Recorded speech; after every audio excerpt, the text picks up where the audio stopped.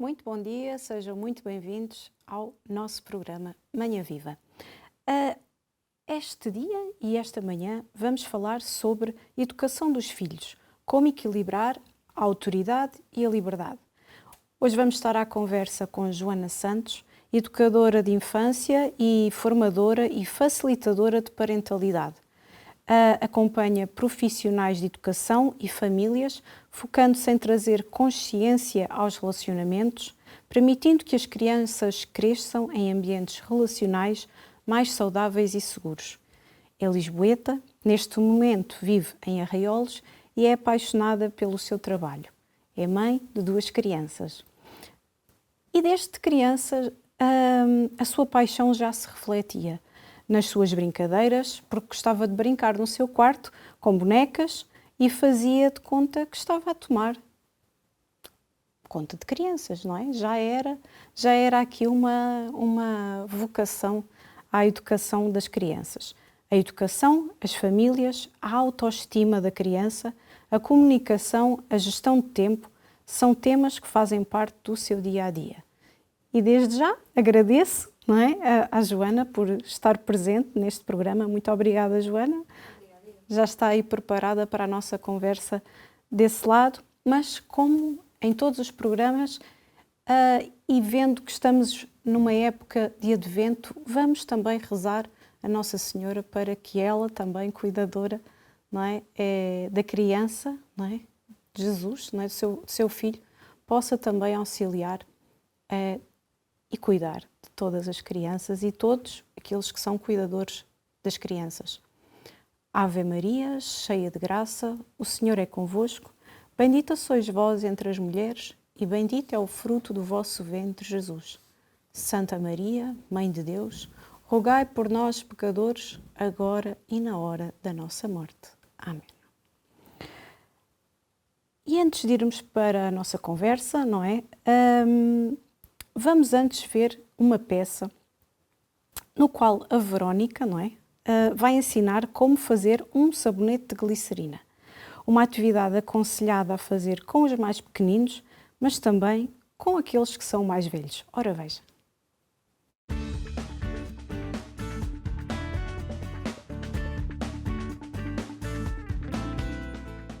Olá, bom dia a todos, bom dia aí em casa, bom dia no estúdio, bem-vindos ao meu ateliê. Eu sou a Verónica Paiva, sou da Biovó e a Biovó é uma empresa que se dedica à produção e comercialização de cosmética natural e também faço workshops onde ensino as pessoas a fazer os seus produtos.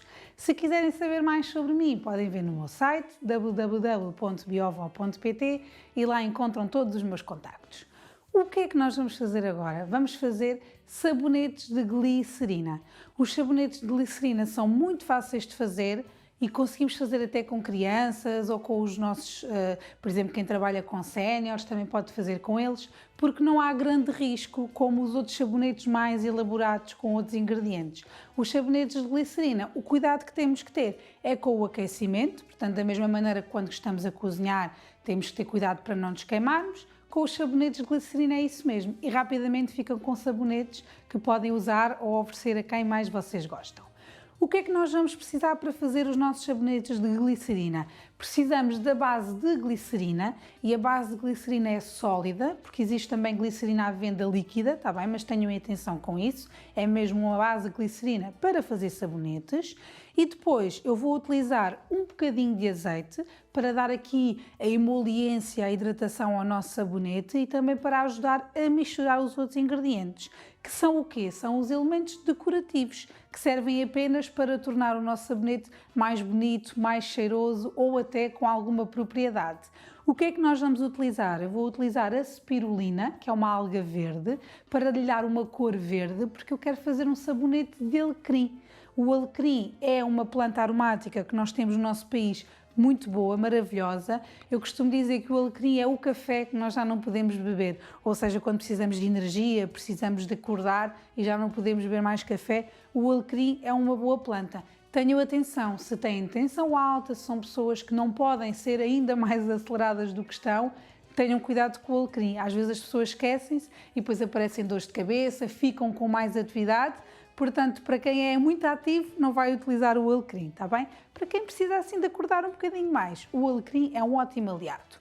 Então, o que é que nós vamos fazer? Nós vamos medir a quantidade de glicerina que vamos utilizar e vamos colocar a derreter, está bem? Vocês podem fazer maior quantidade do que aquela que eu vou usar, aumentam sempre tudo na mesma proporção, multiplicam por 2, por 3, pelo que for necessário. Então, eu vou usar 60 gramas de glicerina, que eu já pesei mais ou menos, portanto é quase toda a quantidade que tenho aqui. Sim. E vou colocar a derreter nesta placa. Como é uma placa elétrica e eu consigo controlar a temperatura, eu vou pôr diretamente na placa. Se tiverem a utilizar um bico de fogão a gás, está bem? Vocês aí já não põem diretamente na placa, fazem um banho-maria para não aquecer muito e não estragar.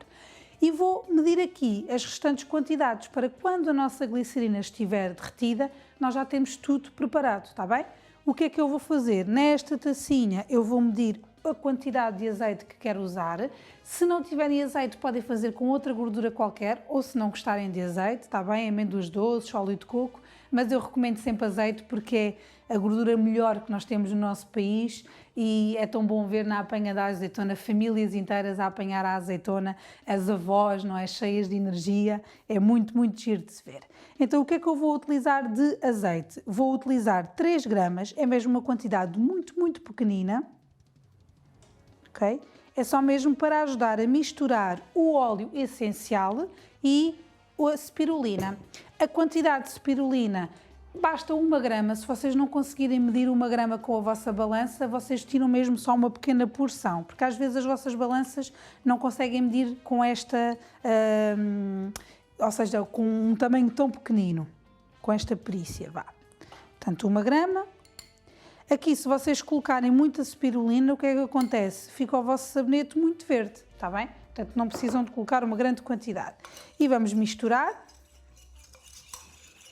E agora posso retirar aqui a balança e vamos colocar o óleo essencial. Eu vou colocar 10 gotas de óleo essencial, está bem?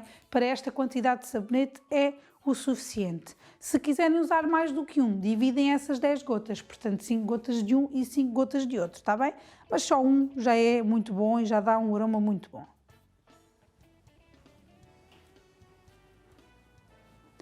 Portanto, enquanto a nossa glicerina está a derreter, vocês preparam isto para quando a glicerina estiver derretida, retomarem o processo e não terem que perder mais tempo, está bem?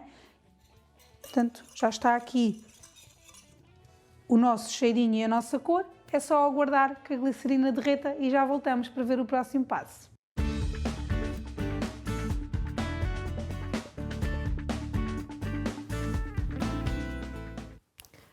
Então, assim, a Verónica Paiva faz workshop para crianças, adultos e também nas escolas, não é?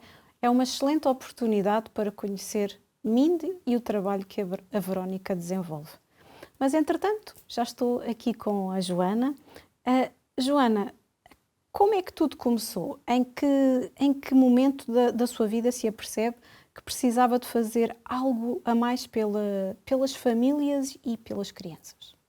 Obrigada, antes de mais, pelo convite e por estar aqui. É um prazer estar aqui hoje. Não sei se existe um momento concreto em que me apercebi que precisava de fazer mais. Senti que a educação de infância, no início, parecia-me ser o caminho. E à medida que fui estando na educação de infância, percebi que o contacto com as famílias e com os pais, principalmente com os pais, era essencial. E comecei a ficar cada vez mais motivada para trabalhar diretamente com pais. Só não sabia que poderia fazer isso a tempo inteiro, como faço hoje, mas senti essa necessidade porque senti que os pais também pediam muito essa ajuda. E de certeza que os pais se revêem naquilo que eu vou dizer, irmos ter com a educadora a perguntar como é que fazemos, está a acontecer isto com o meu filho ou aquilo e preciso de ajuda. E eu sentia-me muito realizada a fazer isso. Ou seja, desde as bonecas, que já foi um sinal, não é? De cuidar das bonecas, como falámos no início do programa, até levar a sério essa formação, não é? E é aí que descobre a sua vocação profissional, não é? É nessa formação que seguiu, não é? Já não só como uma brincadeira, mas como uma descoberta. Sim, sem dúvida, desde as bonecas, Sempre gostei de cuidar, sempre gostei dessa ideia de ser professor. Depois, mais tarde, fui percebendo que afinal não era exatamente professora, seria educadora e foi a minha primeira escolha. Depois trabalhei nessa área durante alguns anos e aí sim percebi que gostava de trabalhar mais com adultos. E percebi o impacto que é quando trabalhamos com os adultos, o impacto que isso tem depois no bem-estar das crianças. E foi aí que tudo mudou na minha vida. Foi um fator de mudança. Sim. E qual é a sua a ligação do seu trabalho ao dos psicólogos? De que forma o vosso trabalho se complementa? Sim, são trabalhos distintos e basta pensarmos de onde vem, não é? O psicólogo é um profissional da saúde, eu sou da área da educação. Se pensarmos na saúde e na educação, talvez sejam os dois pilares essenciais da nossa sociedade e do desenvolvimento humano, por isso nesse aspecto somos complementares. Mas são áreas distintas. Um psicólogo trabalha dentro da área da patologia e da prevenção patológica, dentro da saúde, a educação na área educativa, e eu concordo sempre que cada um na sua área de atuação.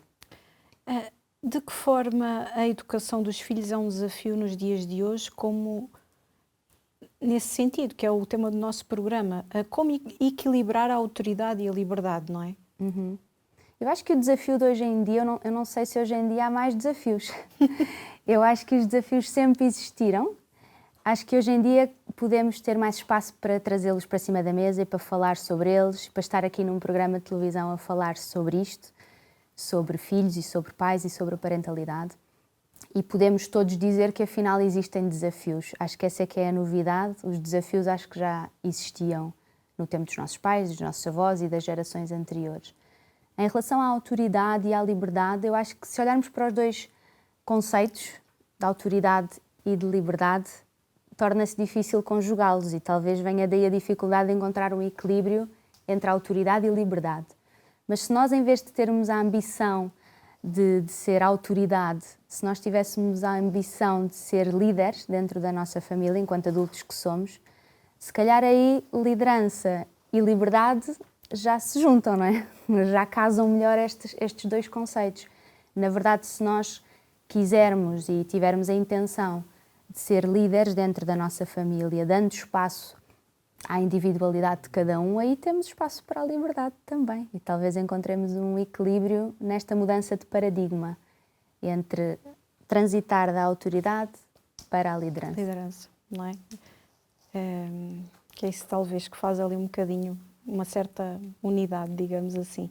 O que leva os pais a procurá-la, Joana? Geralmente quando a procuram é por indicação de colegas suas da área da psicologia ou os pais, de certa forma, já se encontram, assim como se costuma dizer, no seu limite?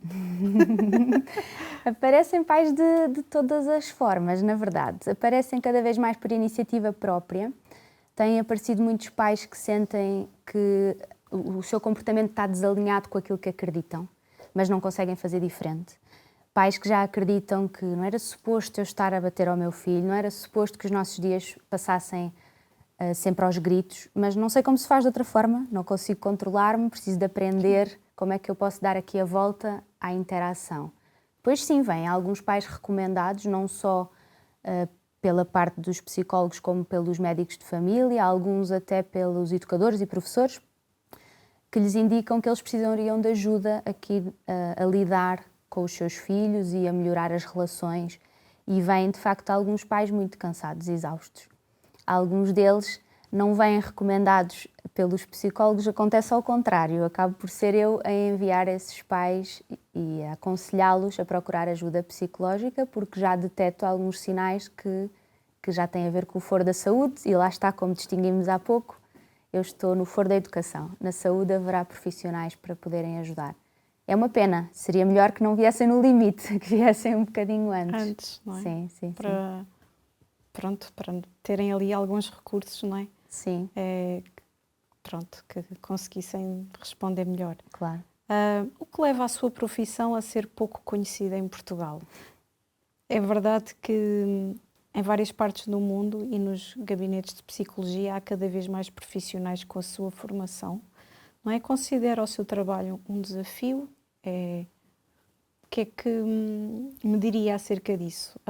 O facto de ser ainda uma profissão pouco conhecida.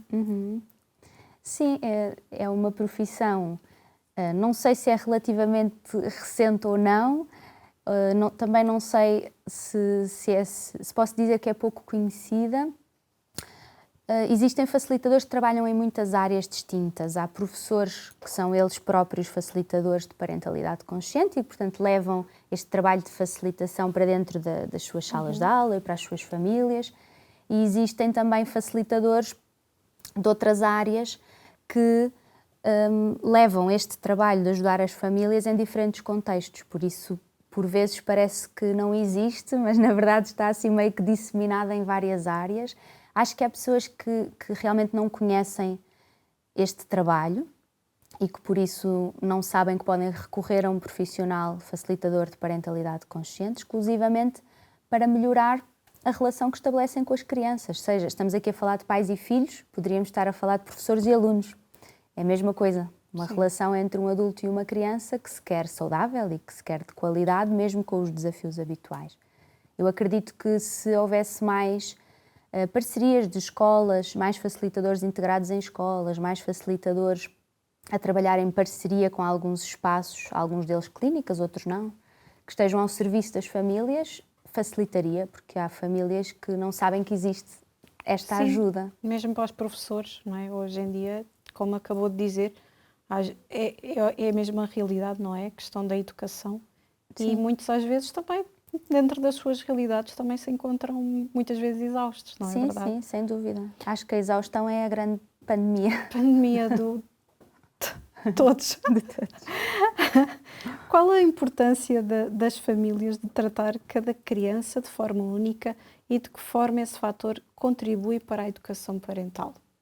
Já falou aqui Sim, falei um bocadinho sobre isso. Eu acredito que aí vamos afastar-nos um bocadinho de uma visão mais tradicional da parentalidade, em que se acreditava que eu educo os meus filhos da mesma forma. Não é? Hoje em dia, com o conhecimento que já temos, com aquilo que a ciência já nos oferece e com aquilo que já conhecemos, sabemos que se estamos a tratar todos de igual, então alguém estará a ser prejudicado nesta igualdade, não é? Porque se somos todos diferentes, vai ser impossível eu tratar todos de igual. E esse é o grande desafio.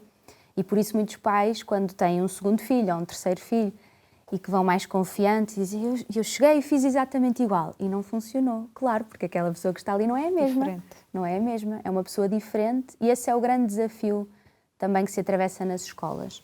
Temos grupos grandes em cada turma, 25, 30 crianças, e fica difícil, claro está, para o profissional poder relacionar-se de forma individualizada com cada um, mas o que é facto é que quanto mais individualizarmos as relações, melhores resultados conseguimos obter. E como é que é possível demonstrar com amor que amamos os nossos filhos, não é? E ao mesmo tempo fazer-lhes perceber que é importante a autoridade, não é? Que já falámos aqui um bocadinho do termo autoridade e liderança. E que não está em causa o amor que lhes temos. Então, fazer-lhes ver que a autoridade é importante, acho que é uma expectativa muito pouco realista. Não me parece que criança nenhuma ou adolescente nenhum queira reconhecer, principalmente a autoridade, como algo importante e fundamental e que a aceite de bom grado, não é? Por isso, é mais fácil optarmos pela visão de liderarmos e de sermos bons líderes e de influenciarmos naquele sentido que achamos que é o benéfico e que é o saudável para a criança que temos connosco. Por outro lado, se formos por aí, o amor não é uma escolha. Eu não tenho de escolher entre liderar esta criança ou amar esta criança. Eu consigo ser um líder que ama esta criança ao longo do processo. O amor, se ele for tido como uma moeda de troca, ou existe amor ou existe autoridade, ou a autoridade vai ser uma posição em que eu tenho que me colocar e que para isso eu tenho que retirar o amor, então eu também não quereria. Sim. Enquanto mãe, se me dessem a escolher. Nós podemos amar os nossos filhos de forma transversal. E nada disso tem a ver com a forma como nós estamos a educá-los, a influenciá-los, a liderá-los. São coisas opostas. Os grandes líderes, e nós temos referências todos mundialmente de grandes líderes que nunca deixaram de nos amar ou de nos fazer sentir amados, não é? Sim. Na nossa casa é exatamente igual. É verdade. E assim é possível essa autoridade, não é? dessa forma parental e conjugada com essa liberdade, porque vem exatamente dessa liderança, não de uma autoridade de exercer um poder sobre, não é? Sim. Mas e assim conseguir obter o equilíbrio familiar. Até porque essa autoridade vai criar resistência. E muitas vezes aquilo que vemos dentro das famílias são crianças e adultos em resistência, não é? Em guerra, porque estamos todos a tentar ser autoritários ali dentro, não é? Com uma postura autoritária de que existe alguém que manda, que decide tudo o que acontece, e a criança, de forma inteligente, tenta mostrar-se também, tenta mostrar a sua individualidade, tenta dizer-nos: eu também cá estou, eu também tenho uma opinião, eu também gostava de dizer alguma coisa em relação a isto.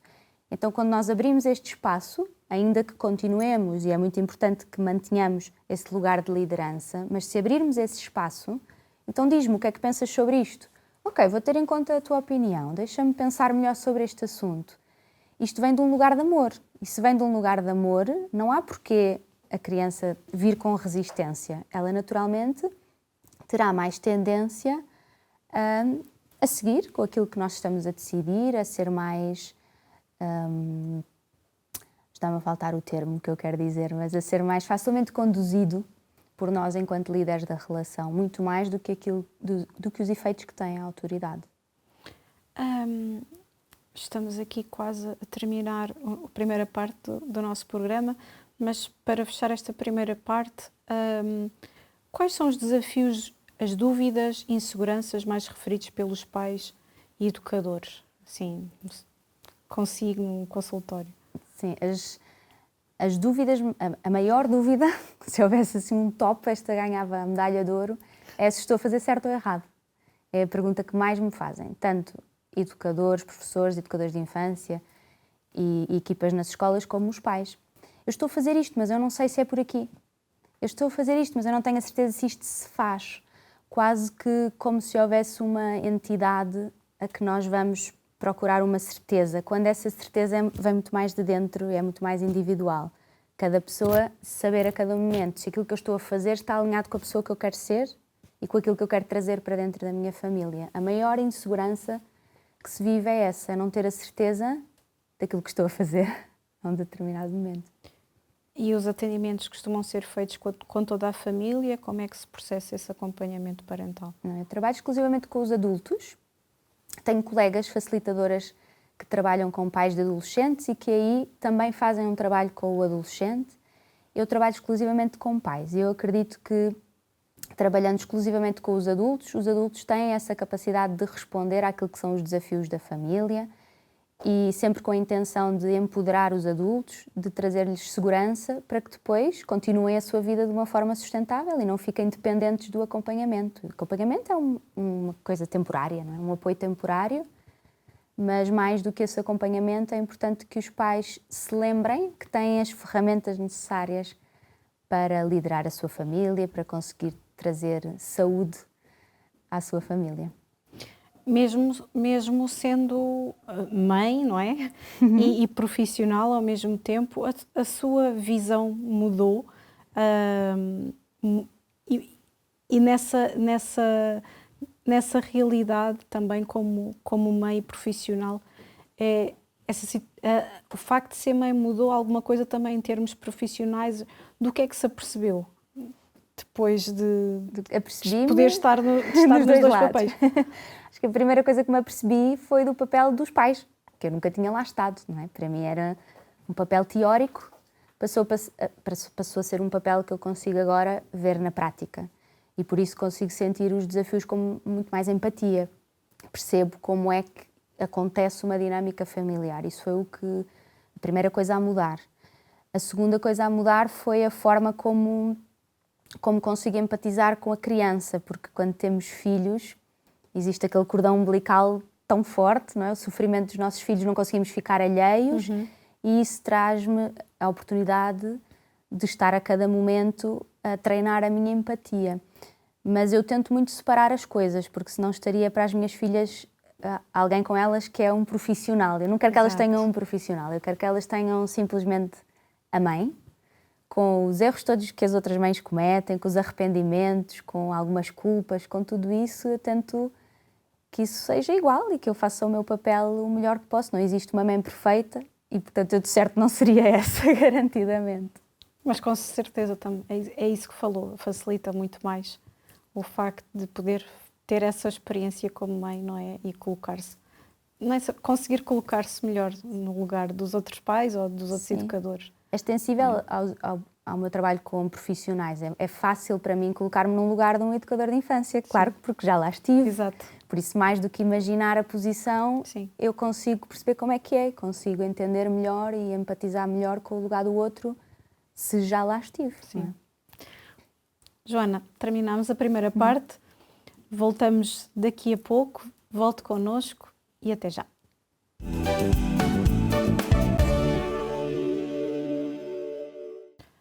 Muito bem-vindos a esta segunda parte do nosso programa Manhã Viva e hoje estamos a ser desafiados a refletir sobre a educação dos filhos, como equilibrar a autoridade e a liberdade. Para isso estamos à conversa com Joana Santos, especialista em educação e parentalidade, e para quem não esteve na primeira parte, vamos mostrar um pequeno vídeo em que podemos ver todo o trabalho da nossa convidada de hoje. Ora, acompanhe. Eu sou a Joana Santos e sou facilitadora de parentalidade consciente. No meu dia-a-dia, acompanho pais e mães e outros cuidadores que precisam de apoio para ultrapassar os seus desafios diários em família e que querem relacionar-se com os seus filhos de uma forma mais saudável. Também me encontro com grupos de pais em workshops que facilito por todo o país, em escolas, em associações ou outras organizações e espaços ligados à infância e às famílias. Nesses workshops e palestras, exploramos em conjunto alguns dos temas mais comuns da parentalidade, com a intenção de semear relações mais saudáveis entre adultos e crianças. E como os adultos próximos das crianças não são só as famílias, também trabalho com equipas de docentes e não docentes em escolas, pois, na verdade, estes adultos acabam por ser os que mais tempo passam com as nossas crianças. Seja na escola, na família, em grupo ou individualmente, o meu trabalho está orientado sempre com a mesma intenção: cultivar relações conscientes.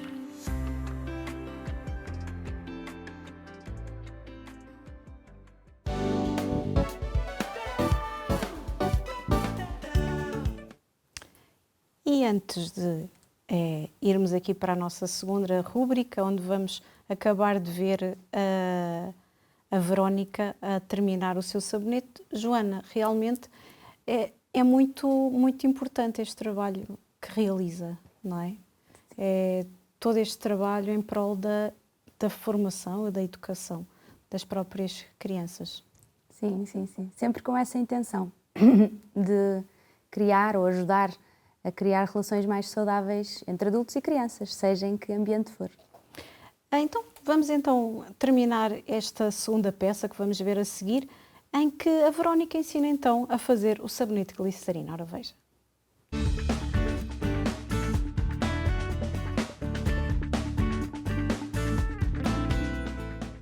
Bem-vindos de novo. Portanto, só para vos recordar, a glicerina estava a derreter aqui na nossa placa. Aqui temos o azeite com a spirulina para dar cor e o alecrim. E vamos precisar também de uma forma, está bem? Aqui eu vou utilizar uma forma de silicone. Aqui tem este tamanho redondo, mas há de muitas formas, em coração, etc. É a forma que vocês tiverem disponível que seja fácil de retirar. O silicone é muito bom por isso. Às vezes também conseguimos utilizar as formas do gelo. Tem que ter atenção, o silicone, como é para cozinhar, aguenta alta temperatura. Há algumas formas do gelo, às vezes nem por isso. E não se esqueçam que isto está quente. Se acharem que não vai aguentar a temperatura, não coloquem, está bem? Então, vamos colocar aqui a nossa cor.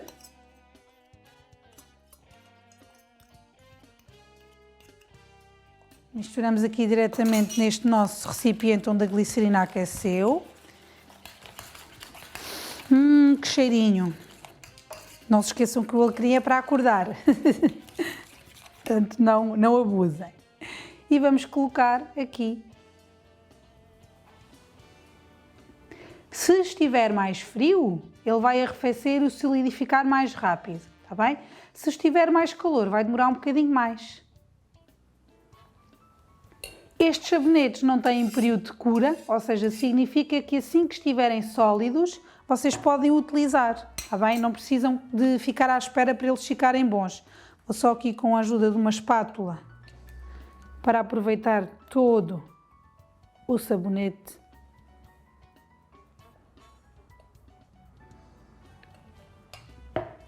Os nossos sabonetes estão feitos. Assim que eles arrefecerem, rapidamente nós retiramos do molde e guardamos.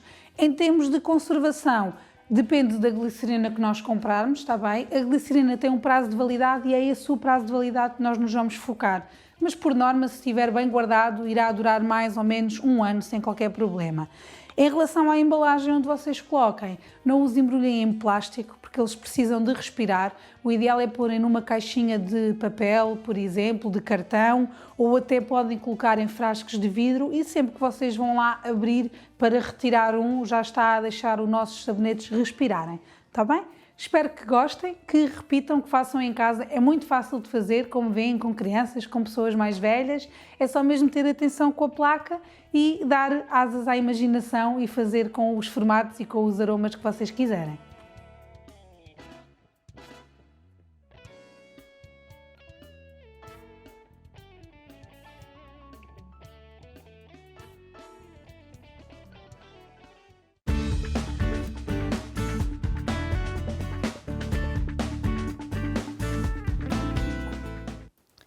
Muito bem, é uma ótima ideia, não é? Como estávamos aqui a falar, a própria Joana falou que é uma ótima ideia neste tempo, Para o não é? Natal. Para o Natal, exatamente. Há pouco na primeira parte estávamos a falar aqui do conceito, não é? Falou essa realidade da autoridade, da importância mais da liderança, não é? E também falámos do facto de ser mãe, ser profissional, não é? Refere que na parentalidade não há certos nem errados. Há pessoas, não é? Que da mesma forma que as suas filhas, não é? São filhas únicas para si, a Joana também é uma mãe única para cada uma delas, não é? Explique-nos na prática o quanto é importante na educação os pais perceberem que não há certo nem errado. Exatamente. Terminamos assim a nossa primeira parte a abordar este conceito. Sim, quando eu utilizo essa expressão não há certos nem errados, claro que excluo alguns errados que conhecemos na nossa sociedade, não é? Quando eu digo esta questão do não há certos nem errados, refiro-me à questão desta procura pela receita, não é? Onde é que está, onde é que eu encontro, como é que se faz? Como é que se faz isto de ser mãe, como é que se faz isto de ser pai? Essa receita não existe. Eu até costumo brincar com os pais e dizer se eu um dia encontrar, envio uma cópia para cada casa e fico com uma cópia também, não é? Não existe. Existe uma descoberta deste processo bonito, que é a relação com um novo ser, com os nossos filhos, não é? E estranho seria se ao longo dos anos eu me mantivesse a mesma mãe. Não me mantenho a mesma mulher, não me mantenho a mesma profissional, também não me vou manter a mesma mãe. Estou a crescer. No momento em que eu fui mãe pela primeira vez, eu nunca tinha sido. Por isso, naturalmente, agora que já sou mãe há 11 anos, já tenho 11 anos de experiência nisto da maternidade, por isso não sou a mesma. Por isso, quando nasce a minha segunda filha, naturalmente, já tenho outras vivências, já tenho não só outra experiência, como acredito noutras coisas. Porque aquilo que nós acreditamos também muda. E é importante que mude, tudo muda. O tempo está a mudar, a evolução, a ciência por aí afora, nada para. Estranho será a parentalidade parar e ficar da mesma forma. Os pais devem procurar muito mais do que a resposta certa, a sua própria individualidade. Quem é que nós somos? Quem é que eu sou enquanto mãe? Quem é que eu sou enquanto pai? O que é que eu acredito? O que é que eu quero trazer aqui para a minha família? E também que criança ou que crianças é que eu tenho à minha frente? E se só daria uma receita se todos fôssemos iguais. Como não somos, essa busca pela receita pode ser bastante frustrante e podemos sentir que estamos sempre no sítio errado, porque acreditamos que existe um sítio certo, lá, algures. E não, esse sítio certo é o nosso certo, é construído por nós, com falhas, com tropeços, com levantar, com começar de novo, tudo isso entra dentro da parentalidade. Parentalidade consciente não é parentalidade perfeita, é só uma parentalidade com consciência. Sim. E de que forma o sentimento de realização da criança está ligado às famílias, aos pais, aos cuidadores? Eu acho que o sentimento de realização de uma criança, a criança quer sempre ser amada pelos adultos que estão com ela, neste caso pelo pai, pela mãe, ou só pelo pai, ou só pela mãe, depende de cada família. A criança quer ser amada e, portanto, ela sente-se realizada quando sente que realizou os adultos de referência. Quando, na verdade, se a criança sentisse mais vezes ou permanentemente que é amada, essa sensação de realização não passaria tanto por aquilo que a criança faz, mas sim por quem a criança é. E é essa mudança de paradigma que também quero trazer muito para a parentalidade, que é muito mais sobre quem nós somos e sobre quem a criança é do que aquilo que ela faz ou aquilo que ela consegue realizar, seja lá isso o que for. Não é? Sim. Como é que posso comunicar melhor comigo própria, não é? Com os adultos e crianças que me rodeiam? De que forma é que posso entender como os outros pensam e conectar-me melhor? Uhum. Tudo começa aqui na relação, e se for uma relação com duas pessoas, começa primeiro em mim e depois no outro e na relação que nós criamos um com o outro. Por isso é muito importante primeiro conhecer-me, para poder comunicar com os outros a partir de um lugar muito mais pessoal, comunicar aos outros muito mais sobre mim e focar-me em falar mais sobre mim e menos sobre os outros. E na parentalidade muitas vezes falamos sobre os outros, não é? Sobre os nossos filhos. Tu fizeste isto, tu fizeste aquilo, tu portaste mal, tu portaste bem. Uma linguagem muito mais focada no outro. E aquilo que eu proponho é uma linguagem muito mais focada em mim. Eu senti-me assim quando isto aconteceu, eu hoje estou a sentir-me desta forma, hoje estou cansado, hoje não tenho tanta paciência. E esta mudança de foco para uma linguagem pessoal normalmente já traz muito mais harmonia à família. Por outro lado, é necessário empatia, é necessário desenvolver empatia para que eu consiga tentar adivinhar o que se passará com o outro, estar interessada em perceber o que se passa com o outro e depois, entre o que se passa com o outro e o que se passa comigo, nos conectarmos aqui com a autenticidade e com verdade. Sim, e essa é a forma de ajudar os adultos a construírem essas relações, melhores relações com as crianças, não é? E aqui acontece o acompanhamento parental, Sim, não é? sim, sim. É aqui que acontece e que é o acompanhamento parental. Sim, o acompanhamento parental tem muito a ver com essa descoberta de quem eu sou, em primeiro lugar, enquanto pai ou enquanto mãe ou enquanto cuidador, quem são as crianças ou a criança que eu tenho a meu cargo e como é que neste encontro entre mim e a criança conseguimos criar relações de qualidade saudáveis. E quando eu digo saudáveis, não são relações felizes em que estamos todos a rir e a nossa casa não há problemas, estamos todos tão simpáticos uns para os outros. Não, isso é outra coisa. Continua a haver momentos em que nos zangamos, continuam a haver desavenças, continuam a haver momentos em que estamos todos fartos uns dos outros e queríamos estar sozinhos. Isso cabe tudo dentro da família na mesma. O que acontece é que a forma como conseguimos ultrapassar esses desafios é uma forma mais saudável, mais respeitadora, tanto dos adultos que estão nessa família como das crianças, não é? E a questão das birras, como lidar com birras e comportamentos desafiantes? Há pouco disse que a maior pergunta era os certos e os errados. Esta é a segunda maior pergunta. As birras. Em primeiro lugar, o que é e o que é que acontece? Eu tenho visto que, e isto na questão da formação e dos workshops mesmo até dirigidos a famílias, que o entender o que se passa, entender o que é que acontece à criança quando está naquilo que tipicamente chamamos de birra, resolve assim já meio problema. Porque a maioria dos adultos fica perdido porque não sabe o que está a acontecer. E não sabendo o que está a acontecer, ficamos nervosos, não é? Quando estamos perante uma situação em que não sabemos o que é que está a acontecer e como é que podemos lidar, e esse nervosismo não vai ajudar a situação, não é? O que é facto é que, compreendendo principalmente que a criança tem um sistema nervoso muito imaturo, que ela não vai conseguir acalmar-se sozinha, que ela vai precisar da nossa ajuda, este movimento de que a criança está numa birra e eu sou o adulto que a vai poder ajudar, muda a forma como nós encaramos a birra. Normalmente, quando queremos só pará-la, vale tudo, é como um fogo, não é? A intenção é tão grande de parar aquilo que está a acontecer que usamos todo o tipo de estratégias e é aí que muitas vezes vêm aquelas estratégias que não gostamos de usar. Quando dei por mim já estava a gritar, ou dei-lhe uma palmada, ou fechei-o no quarto, mas a maioria dos adultos que utilizam estas estratégias não se sentem bem a utilizá-las, e eu acho que isso é espetacular e já é muito importante e já é um caminho que está a acontecer no mundo dos pais e dos filhos, é o desconforto perante determinadas estratégias, e esse desconforto é a nossa bússola. Quando eu sinto desconforto, é sinal de que aquilo que eu estou a fazer ou aquilo que eu estou a criar na relação não é para mim. Há aqui alguma coisa que não está bem. A criança, numa birra, para além de ajudar a perceber o que é isto da birra, ajuda muito a pensar que ela precisa de mim. Para ajudar, não para fazer uma segunda birra. Claro. E muitas vezes temos duas birras. Ou mais, não é? Temos a da criança e a do adulto. Pois. Enquanto falava aí de algumas coisas que os adultos fazem para tentar acabar ali a birra, não é? Alguns desses comportamentos também é aquela ideia de se não acabas com a birra, não te dou isto ou não te dou aquilo, não é?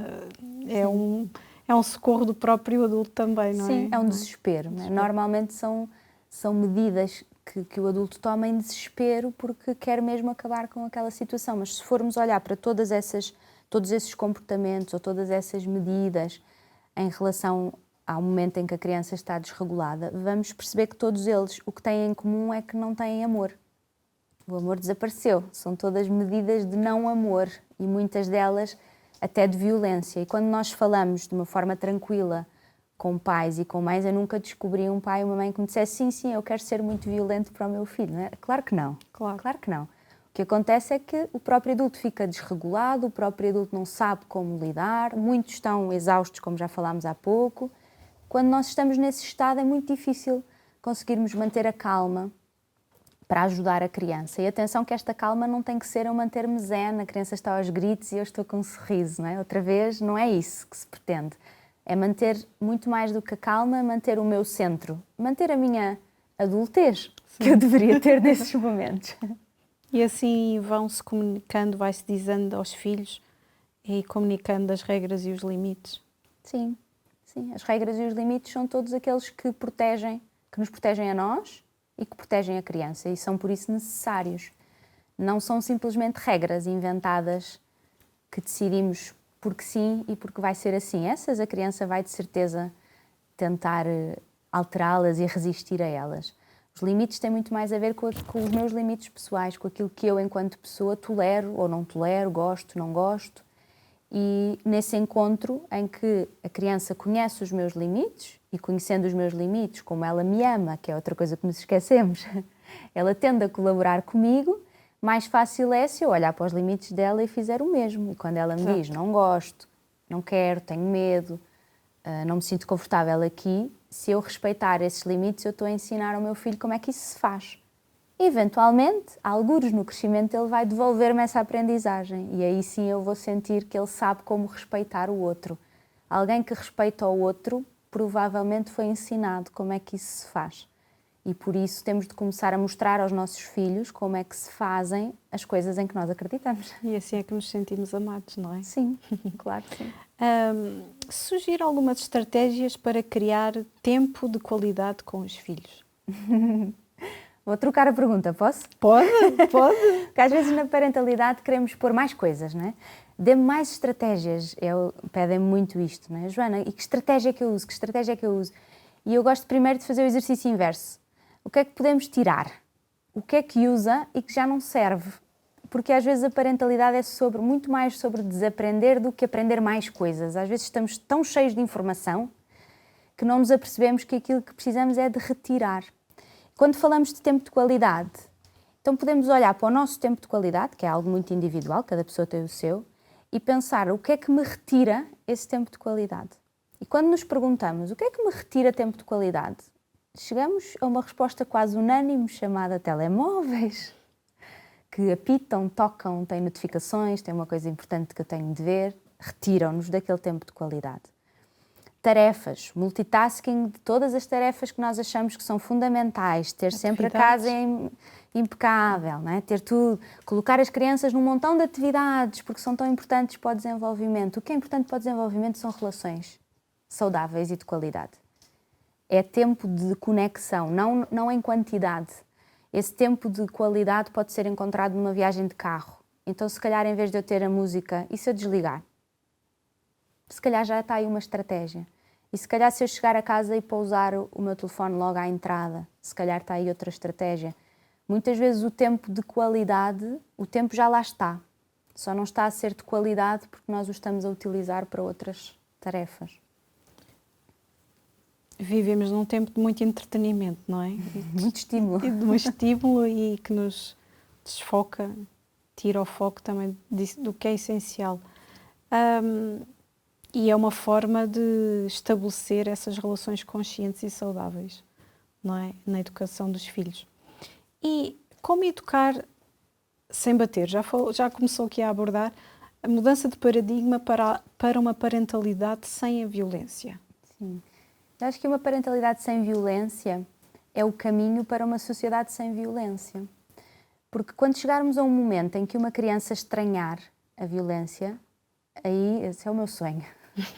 Não é? Quando um adulto, porque acontece são os adultos, não é? Quando um adulto bater a uma criança e todas as outras ficarem chocadas, então estamos num bom sítio da nossa sociedade. Significa que já estranhamos e todos consideramos errado. Eu estranho muito nós estamos numa sociedade em que investimos muito em torno da violência doméstica e que investimos muito, ou se calhar não investimos tanto quanto devíamos, mas estamos a investir cada vez mais em tentar erradicar essa violência doméstica. Mas se olharmos para as palavras violência doméstica, é uma violência que acontece dentro de casa e, portanto, ela engloba as crianças.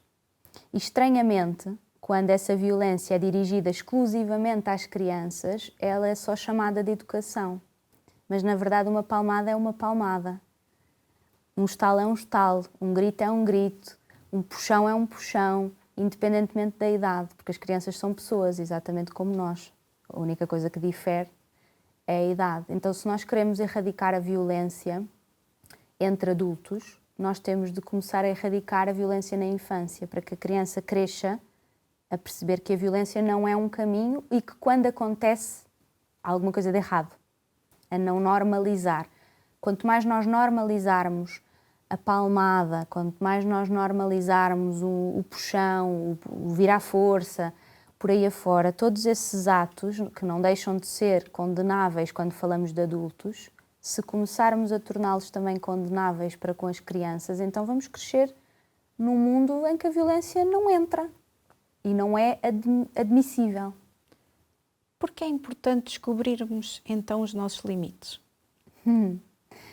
Se eu não conhecer os meus limites, que limites é que eu vou comunicar à criança? Se eu não sei quais são, eu não tenho nada para comunicar, para informar.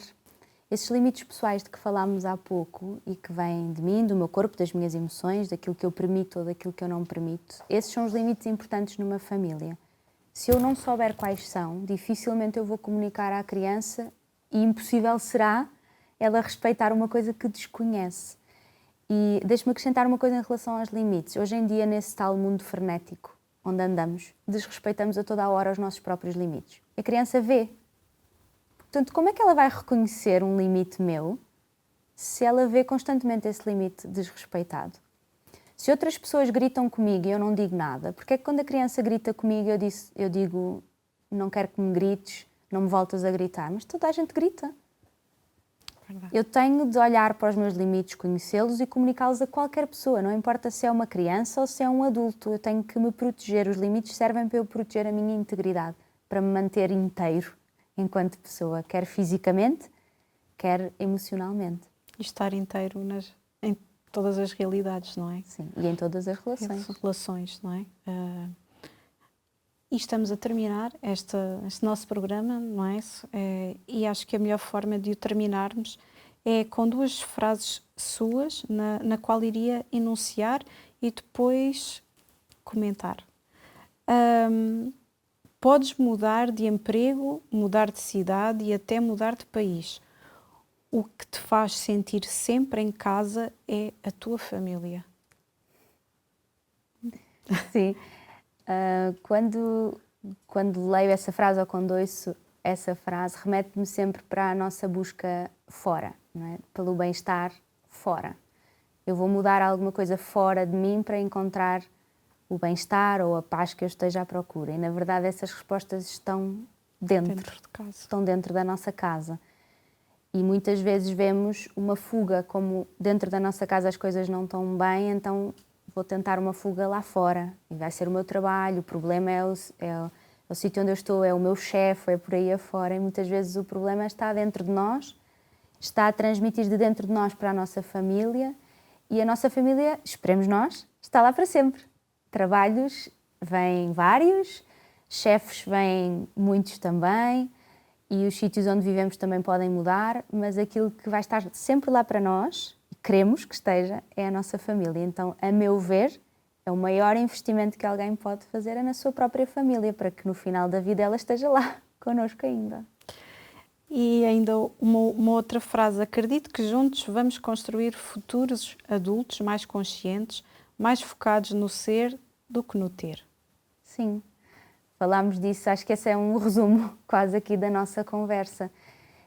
Esta nossa sociedade frenética está muito focada no que temos e no que fazemos, fazer mais, ter mais, quando na verdade aquilo que nos preenche é quem nós somos. Sim. E se nós crescermos a acreditar, se os adultos com que nós crescemos nos fizerem acreditar que nós temos valor simplesmente porque nascemos, não precisamos de fazer nada, nem de conquistar nada. Nascemos, somos amados. Sim. Então nós vamos crescer a acreditar que o nosso valor não é medido por aquilo que temos ou por aquilo que fazemos, mas sim por quem somos. Obrigada, Joana, pela Muito sua obrigada. presença e pela sua partilha da sua experiência profissional e também enquanto mãe, não é? E educadora. Muito obrigada pela Muito sua obrigada, presença. Foi um prazer. Obrigado também a si que esteve desse lado. Já sabe que pode sempre acompanhar todos os programas Manhã Viva no nosso canal do YouTube, Canção Nova Portugal. Muito obrigado por ter estado aí, obrigado também por contribuir com esta obra. Precisamos da sua doação para continuar a evangelizar, mas também contamos com a sua oração. Muito obrigado e até ao próximo programa, se Deus quiser.